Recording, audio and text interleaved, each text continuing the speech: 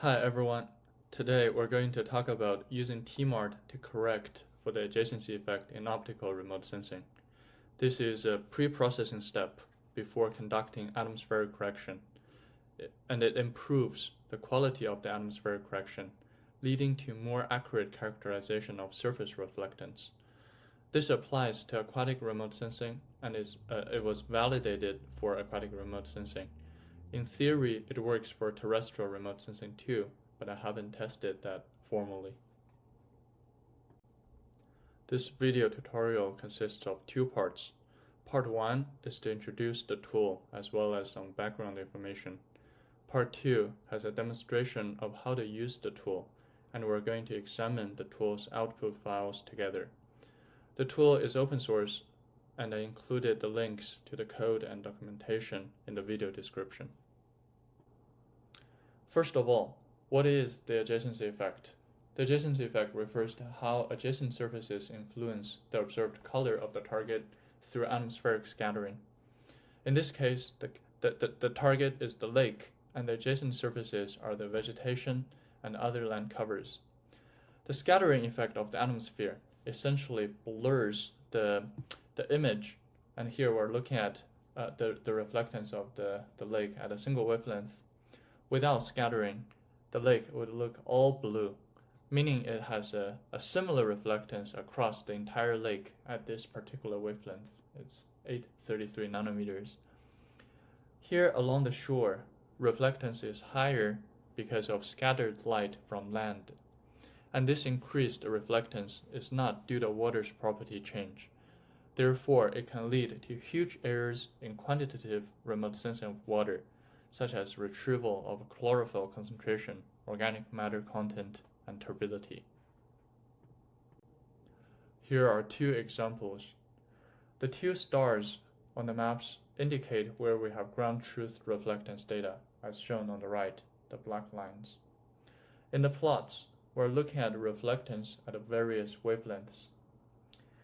And the dashed light blue lines indicate the top of atmosphere reflectance, and the other three lines are the output of atmospheric correction processors.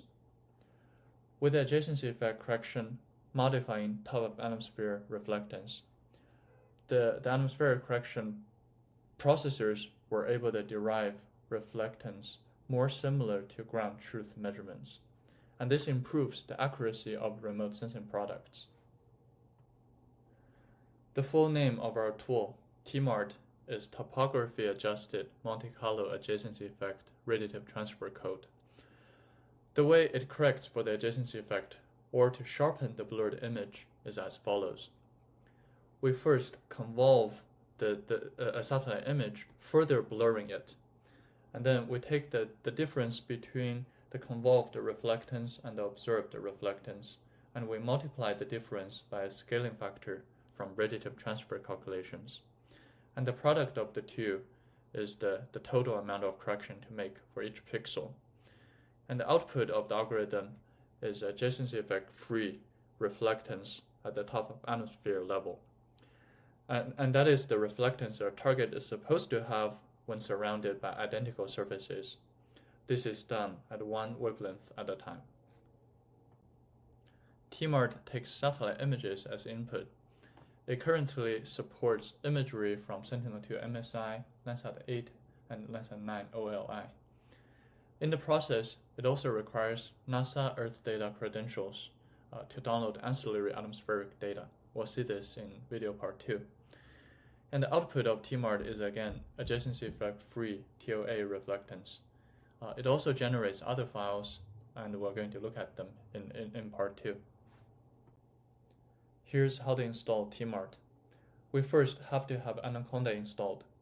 You can download a copy of the installation file from their website. Once you have Anaconda installed, you can open Anaconda prompt on a Windows computer like this, or terminal on a Mac, and the window looks like this. In the window, you type conda create --name T-Mart Python point Python equals 3.9 to install a new coding environment named T-Mart. And of course, you can name the environment however you want. Then you can activate the new environment and install dependencies for T-Mart, and lastly, install T-Mart. The installation instructions may change over time with new Python versions and new dependencies as I further develop T-Mart. Today is March 29, 2025. I would encourage you to check the newest way to install T-Mart on its GitHub page.